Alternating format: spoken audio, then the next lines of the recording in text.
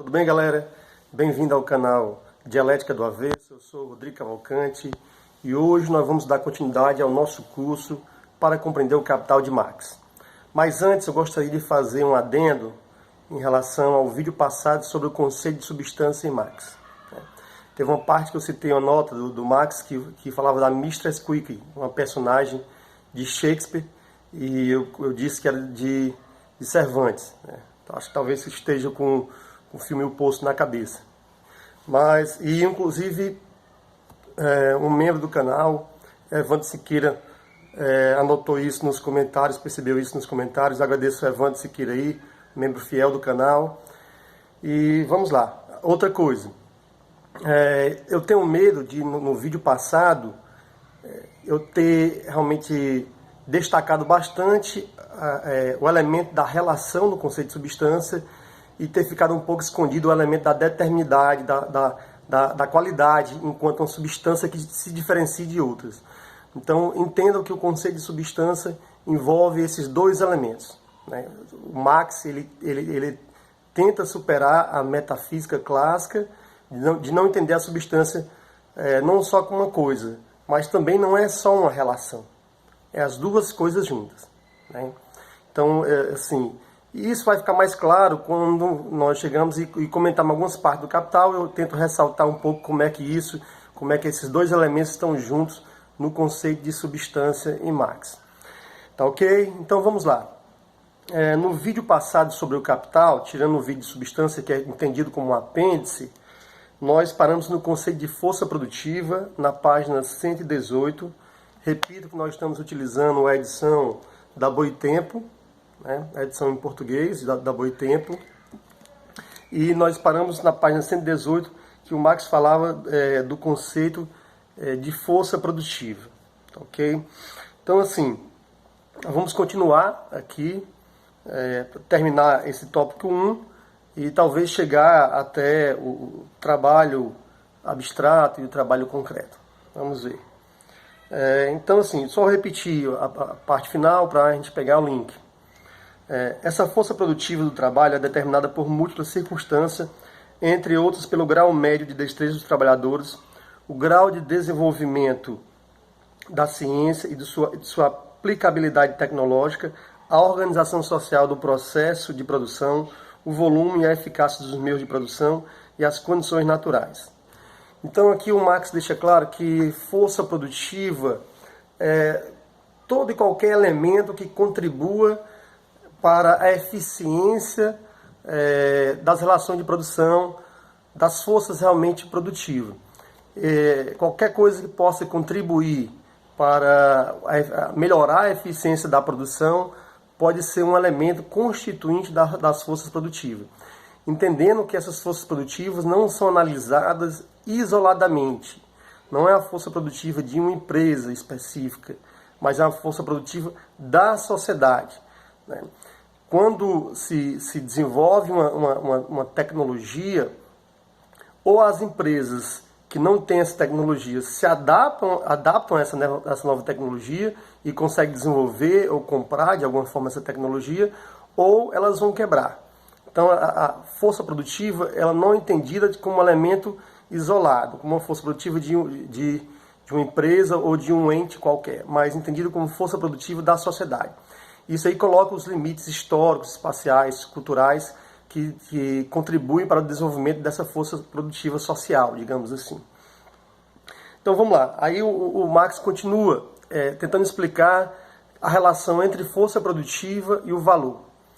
Eu pulo uma pequena parte aqui, ele fala o seguinte: os diamantes muito raramente se encontram na superfície da Terra e por isso encontrá-los exige muito tempo de trabalho. Em consequência, eles representam muito trabalho em pouco volume. E a Cobb duvida que o ouro tenha alguma vez pago seu pleno valor. Aí eu pulo um pouquinho e ele diz assim: se com pouco trabalho fosse possível transformar carvão em diamante, seu valor poderia cair abaixo de tijolos. Então é isso. Ó. A força produtiva ela é inversamente proporcional ao valor. Se eu tenho um grande desenvolvimento da força produtiva, então eu preciso de menos tempo socialmente necessário para produzir uma mercadoria. Logo, o valor dessa mercadoria vai diminuir. Se eu tenho forças produtivas que são atrasadas e eu preciso demorar bastante para produzir essa mercadoria, o valor dessa mercadoria vai ser muito alto e as forças produtivas vão ser baixas. Então a força produtiva ela é inversamente proporcional ao valor das mercadorias. É importante deixar claro que o Marx está tratando aqui da sociedade capitalista.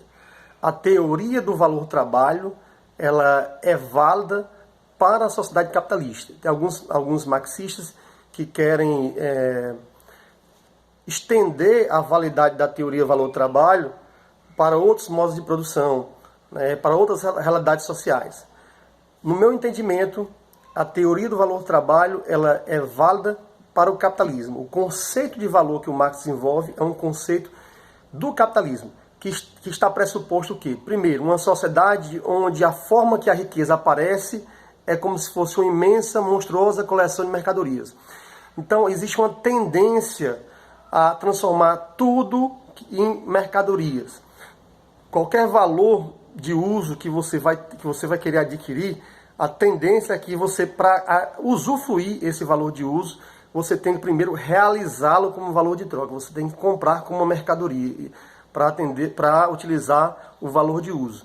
Então, essa é uma tendência na época de Marx, transformar tudo em mercadoria, que essa tendência se transformou em realidade, se efetivou, né? Então, pegar um exemplo, claro, que é a água. Há poucos anos atrás, aqui, por exemplo, no Brasil, a água não era uma mercadoria generalizada como é hoje, em termos de garrafões de água. Você compra garrafão, você tem aquela água mineral em copinho, em garrafinha. Então não existia, há alguns anos atrás, a água não era um tipo de mercadoria dessa forma. Então a tendência é transformar tudo que é riqueza em mercadoria. Então para você adquirir a riqueza, você tem que comprá-la como mercadoria. Essa é uma tendência do capitalismo. Então a teoria do valor vai explicar essas relações capitalistas de produção. Então vamos lá, continuar, né? Pulando um pouquinho, assim, a grandeza de valor de uma mercadoria varia na razão direta da quantidade de trabalho que nela é realizado e na razão inversa da força produtiva desse trabalho, que nós acabamos de falar.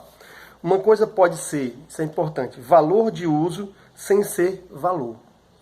É esse o caso quando sua utilidade para o homem não é mediada pelo trabalho. Então, o Marx ele diz, há coisas que têm valor de uso, mas elas não são valor, né? Elas não são mediadas pelo trabalho humano. Ele vai dar o exemplo aqui, assim como o ar, a terra virgem, os campos naturais, a madeira bruta, etc. Uma coisa pode ser útil e produto do trabalho humano, sem também ser mercadoria.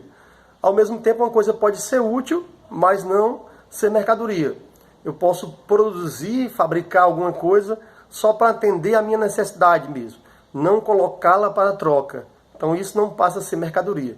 Então olhe que existe um conjunto de relações sociais que determinam o que é a mercadoria. Aí ele continua. Quem, por meio de seu produto, satisfaz suas próprias necessidades, cria certamente valor de uso, mas não mercadoria. Para produzir mercadoria, ele tem que produzir não apenas valor de uso, mas valor de uso para outrem, valor de uso social. E não somente para outrem. O camponês medieval produzia a talha para o seu senhor feudal, o dízimo para o padre. Mas nem por isso a talha ou o dízimo se tornavam mercadorias. Para se tornar mercadoria, é preciso que, por meio da troca, o produto seja transferido para outrem, a quem vai servir como valor de uso. Por último, nenhuma coisa pode ser valor sem ser objeto de uso. Se ela é inútil, também é o trabalho nela contido. Não conta como trabalho e não cria, por isso, nenhum valor. Então, para ser mercadoria, não basta ser produto do trabalho humano. Não basta atender uma necessidade, mas ela tem, digamos assim, que atender uma necessidade social, uma necessidade para outro, né? E ela tem que ser, esse produto ele tem que ser destinado à troca. se pressupõe aí uma sociedade onde a produção, o Marx já começa a esclarecer isso aí, a produção ela é voltada não diretamente para atender às necessidades básicas dos seres humanos, mas ela é produzida voltada para a troca, no caso para realizar o valor, para atender às necessidades do capital e não do ser humano. Aí, com isso, nós terminamos o ponto 1 do capítulo 1 da mercadoria, que são os dois fatores da mercadoria, o valor e o valor de uso, a substância do valor e a grandeza do valor, né?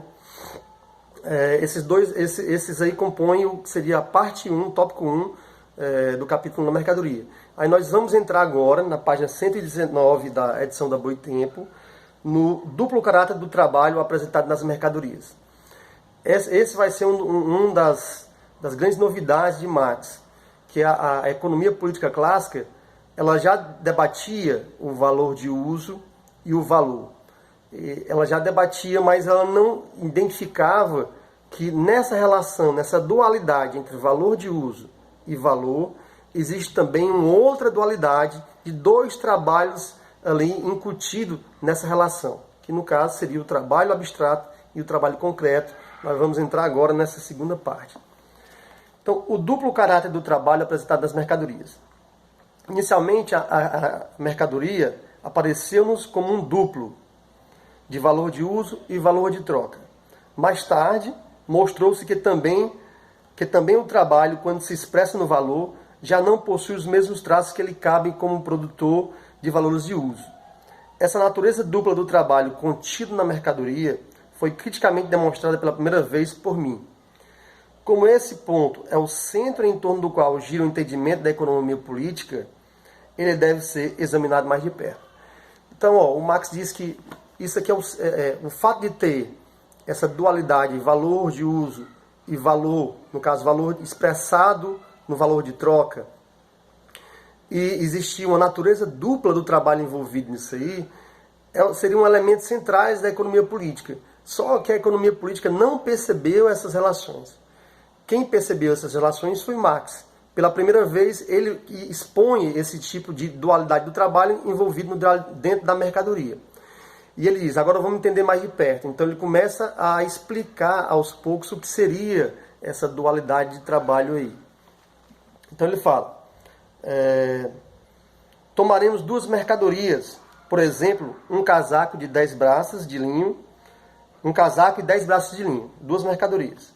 Consideremos que a primeira tem o dobro do valor da segunda, de modo que 10 braços de linhos é igual a V. O casaco, no caso, é igual a 2V. Ou seja, ele vai aqui pressupor que tem duas mercadorias e uma tem o dobro de valor da outra. O casaco é um valor de uso que satisfaz uma necessidade específica. Para produzi-lo, é necessário um certo tipo de atividade produtiva, determinada por seu escopo, modo de operar, objeto, meios e resultado. O trabalho cuja utilidade se representa, assim, no valor de uso de seu produto, ou no fato de que seu produto é um valor de uso, chamaremos aqui, resumidamente, de trabalho útil. Sob esse ponto de vista, ele será sempre considerado em relação a seu efeito útil. Então, Marx ele começa a diferenciar os tipos de trabalho, digamos assim, que está envolvido na produção da mercadoria. Assim como o casaco e o linho são valores de uso qualitativamente distintos, também o são os trabalhos que os produzem, a alfaiataria e a tecelagem. Não fossem valores de uso qualitativamente distintos, e por isso produtos de trabalhos úteis qualitativamente distintos, produtos de trabalhos úteis qualitativamente distintos, essas coisas não poderiam de modo algum se confrontar como mercadorias. O casaco não é trocado por casaco.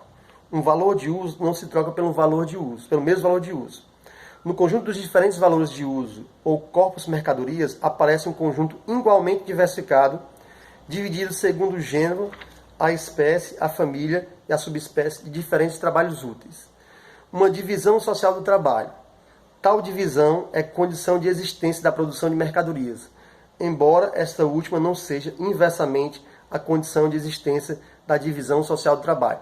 o Marx começa a colocar outra categoria aqui, que é uma categoria muito importante, que é a divisão social do trabalho.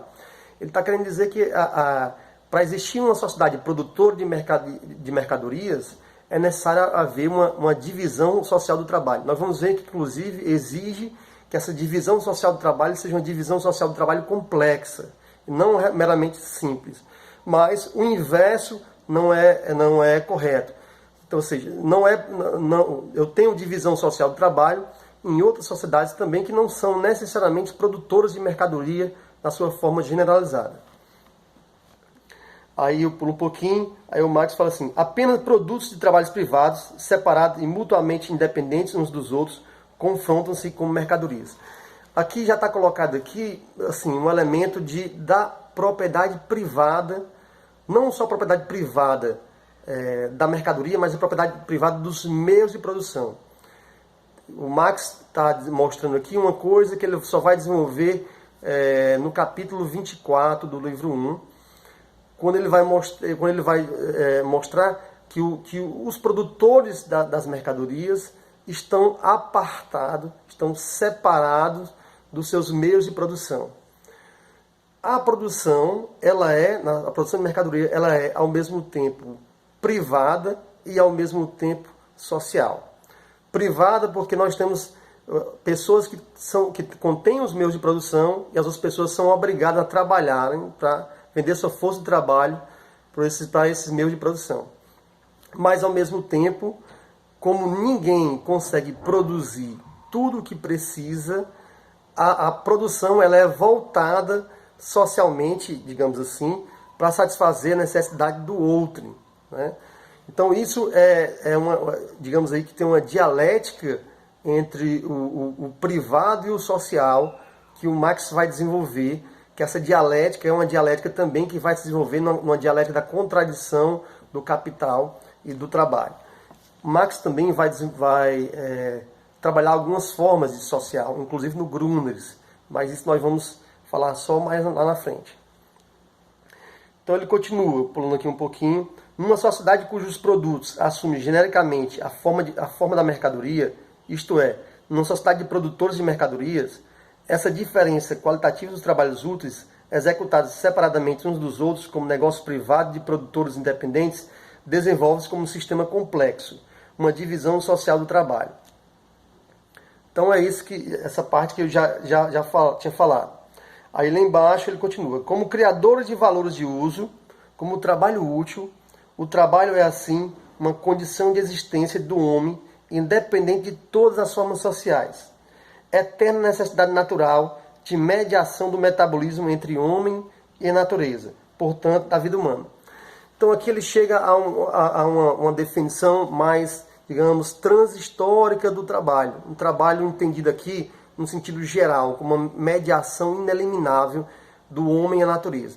Qualquer sociedade, qualquer modo de produção que existiu, ele precisa de trabalho. Ele precisa de trabalho entendido aqui nessa dimensão mais geral, mais universal, que seria o quê? A transformação da natureza para produzir necessidades que atendam o estômago ou o espírito.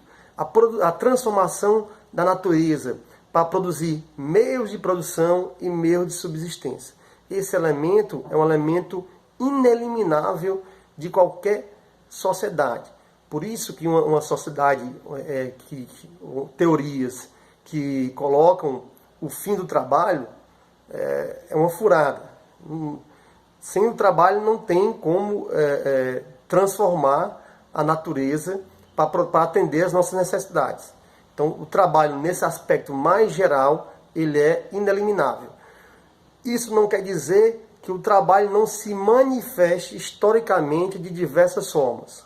No caso do capitalismo, ele vai se manifestar como um trabalho abstrato, assalariado, onde as relações são relações de fetiche, relações reificadas, onde as coisas, as mercadorias, acabam tendo mais, digamos, destaque do que os seres humanos. Onde o valor de uso se subordina ao valor de troca. Há uma inversão. Isso o Marx também começa a falar como é que essa inversão ela aparece no livro 3, o que ele vai chamar de um mundo invertido, que é mais ou menos de como as coisas aparecem na sociedade, a superfície da sociedade. Aparece como um mundo invertido. E nós vemos que essas relações nós reproduzimos em boa parte em larga escala. Quando valoramos pessoas pelas suas relações materiais, pelos, digamos assim, o valor de troca que ela acumula, do que pelos elementos mais importantes, o caráter, de como essa pessoa é, das relações afetivas e por aí vai.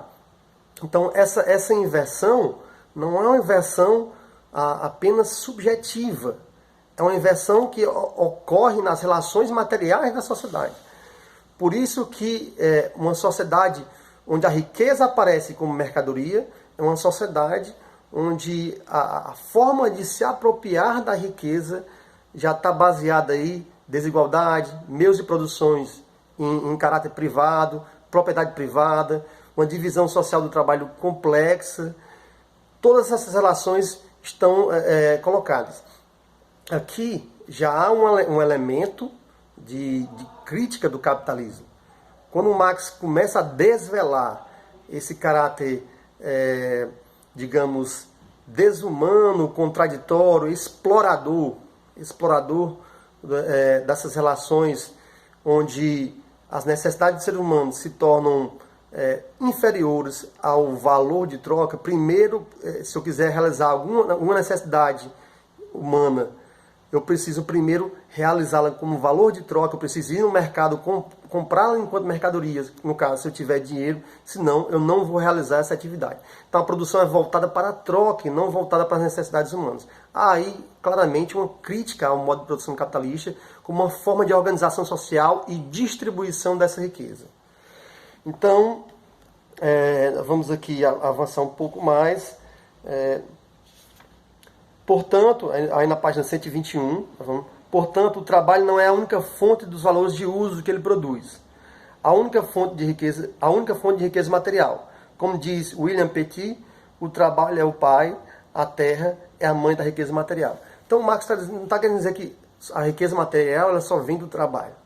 Ele não está dizendo isso. A natureza fornece, né, a maior parte do que nós temos de riqueza material. Só que essa riqueza material, para se transformar, digamos assim, numa riqueza que atenda às nossas necessidades, ela é geralmente transformada pelo trabalho humano. Ela é fruto pelo trabalho humano. E no capitalismo, essa transformação se dá também em produzir essas necessidades num corpo mercadoria. Produzir numa mercadoria para realizar primeiro o seu valor de troca em detrimento do seu valor de uso. Aí ele continua aqui. Como valores, o casaco e o linho são coisas de igual substância, expressões objetivas do mesmo tipo de trabalho, mas alfaiataria e tecelagem são trabalhos qualitativamente distintos. O Marx, eu vou encerrar por aqui, o Marx ele começa a diferenciar o que seria o trabalho concreto, que é o trabalho onde nós percebemos as qualidades, as determinações, as diferenciações, por exemplo, de um trabalho de alfaiataria e de tecelagem. Esse trabalho concreto é um trabalho que produz o valor de uso, que produz a necessidade, que atende a nossas necessidades concretas. Concreto é entendido por Marx como uma síntese de múltiplas determinações. É a unidade do diverso. É onde eu percebo os elementos qualitativos das coisas.